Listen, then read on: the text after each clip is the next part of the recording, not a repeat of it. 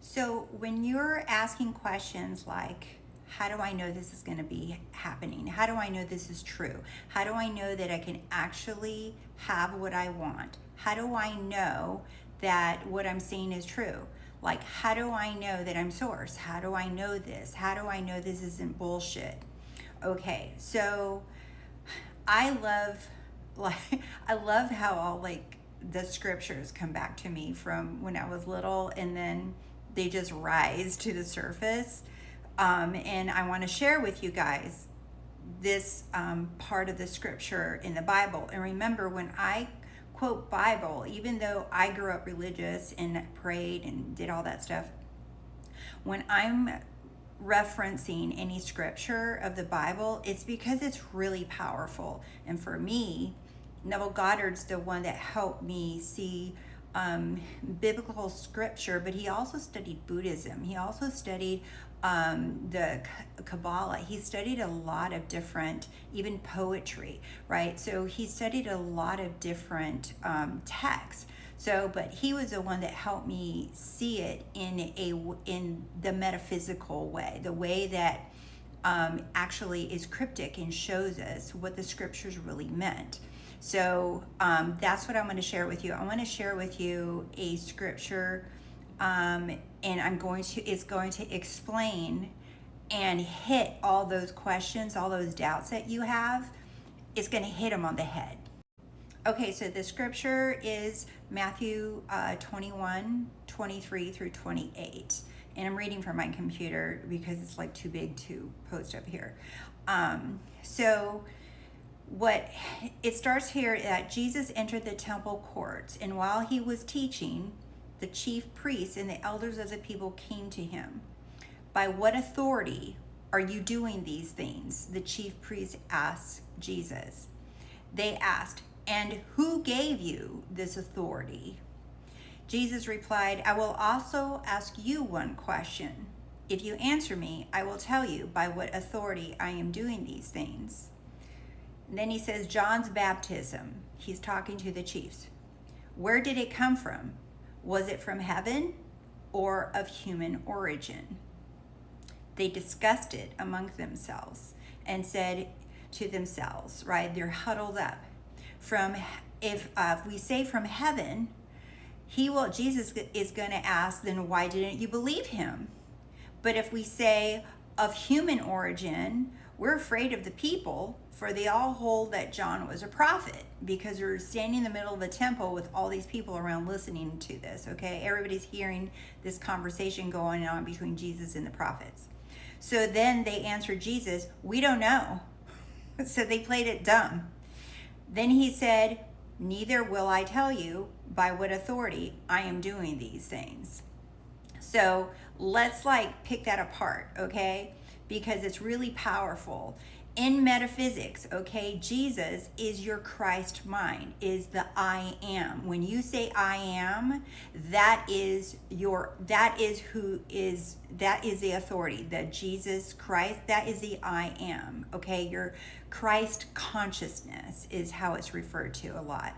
Okay, so Jesus entered the temple courts. That's you going within your mind and declaring, I am this, or imagining, right? If you like imagining stuff, or if you affirm something, right? Whatever it is, when you choose who you are, I am this, that's what it means, is Jesus entered the temple court. So you go within and you're like, no, I know that as within, so without. Whatever I perceive within has to be pushed out into my experience, to experience it as a hardened fact. It's already a fact, but then it becomes a hardened fact into physical reality. Okay, so then Jesus entered the temple court, so that's you going into your mind. But then what happens? What happens? The chief priest, okay, metaphysically, the chief priest represents logic, order, rules, laws of the land, those kind of things, right? Natural sequence, step by step, proof, evidence. That's all of those things. That's what the chief priests or the elders in the Bible represents like the rabbis, like the chief priests, like them, okay? So the chief priests and the elders, while he was teaching, the chief priests and the elders of the people came to him.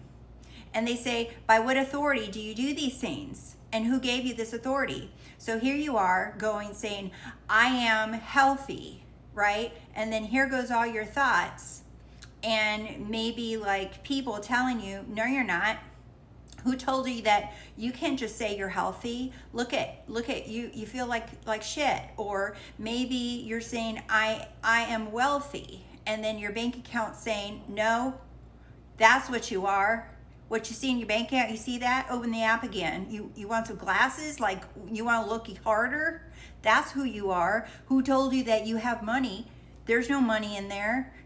That's what's going on. Is like that's the chief priest coming in and telling you, no, you're not. Who the hell told you can just say that with no proof?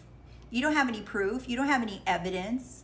You don't know that that's true. This is bullshit. You don't have any evidence. Show me the evidence. Like, who told you had the right to say that? Who told you that this is even real? Who told you that you can just declare a thing and it's yours? Who said that?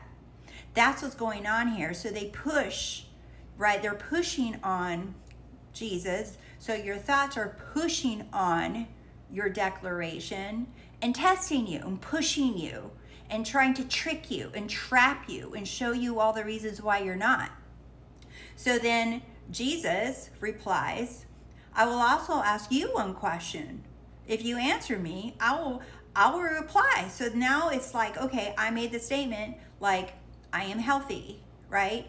I am wealthy or whatever, right? And it says, okay, I'm in this, and then the thoughts are going, no, you're not. Show me the proof. And you say, okay, I'll show you the proof, but you have to answer me this, okay? You have to answer me this. Like, who gave you authority, and who told you that what you're looking at is right? Who told you that what you're saying to me is right? Is that coming from who? Someone told you that? Or was that a divine intervention, a divine knowing that you're telling me that what I'm declaring is not true? And so they couldn't answer him because he knew that if they answered him, either way they were screwed. So they said, we don't know. Because the thing is when you push back on those thoughts and those things telling you that no, you're not, you can't, this is impossible, it's been too long, and it's busting out all the PowerPoint presentations showing you why it can't be true, that it's not even humanly possible, that it's defying logic, defying science, defying biology, it's defying whatever, right? It's like when you push back on those to say, oh, really? What makes you think that you're right? And when you do that, those very assumptions or thoughts, rather, those thoughts and feelings that pop up, they don't have an answer. They don't have an answer because they're not even real. So they're not going to push back. And that's when Jesus says, that's what I thought. Bye, bitch.